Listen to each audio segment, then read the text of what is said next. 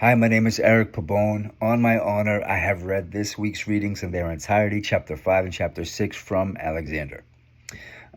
She talks about stereotypes of black males not being present as fathers, as well as other stereotypes, all rooted from hundreds of thousands of males being locked up, caught up in the system, and then because of the war on drugs.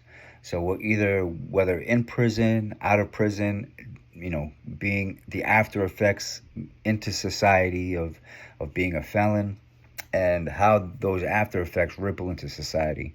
One of them being the absence of black males in on jurors, being having juror seats, and how that is intertwined with adding into the system, adding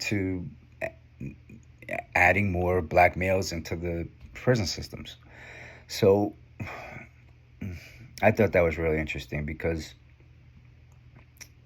we also felons cannot be jurors as well, and there's other reasons for that, but that being part of the whole structure of racism, the whole structure of what the book is talking about, and the analogy that she uses of the birdcage, I think is a great analogy to to exemplify this. And she talks.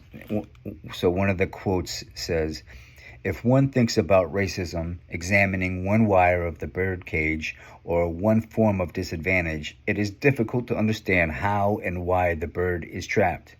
Only a large number of wires are arranged in a specific way and connected to one another serve to enclose the bird and to ensure it cannot escape." So examples of that analogy being like racial profiling, bias sentencing, legalized employment discrimination if one person was a felon, or those types of things, like, and etc. Because there's so many different ways that that these little tricks could be used as a wire in a birdcage. But what stuck out to me more also was kind of a reason for hope, which is every birdcage has a door. Every birdcage can be broken or corrode. And that's kind of what I'm, in my experience. I'm not black. I am a Latino male. Growing up in New England, grew up in New England, in a family of immigrants who dealt with a lot of racism, dealt with a lot of getting caught up in the system, from in the school system to jail and whatnot. So there always has to be hope. There always has to be. You can't let go of that. That you can't let go of that idea that there is a doorway, that there is a chance for broken or a corrosion within the system, because the system is not set up for us. It's not set up for us to succeed. And one of the ways I was able to kind of get out from being caught up in the system was the military, which is a whole nother story. But so that really stuck out to me and kind of hit home. That last quote really stuck out to me and hit home, and I hope it does for others as well. And the importance of it, with the analogy of a birdcage, is it weighs heavy. But throughout the book, so I think going on into chapter 6, going from that and going on to chapter 6, she talks about, well, I'll just read from the book. "We must stop debating crime policy as though we were purely about crime. People must come to understand the racial history and origins of mass incarceration. In many ways, our conscious and unconscious biases have distorted our judgments over the years and what is fair, appropriate, and constructive when responding to drug use and drug crime." That's from page 238. So that's super important as well. Just the honesty of society, putting up front the issues. And I think that's where critical race theory comes in, and the importance of it. The fight back on critical race theory, it blows my mind.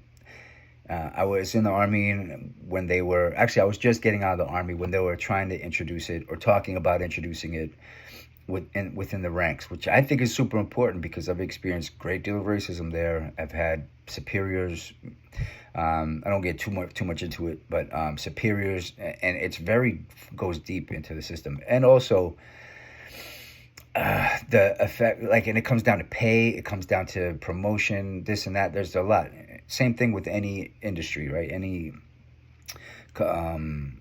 okay, so the most important thing here being the importance of putting the truth up front and dealing with those things to get past it, to work through it. You know, I don't know if we'll get past it, but definitely to take any issue and be, what's the word I'm looking for?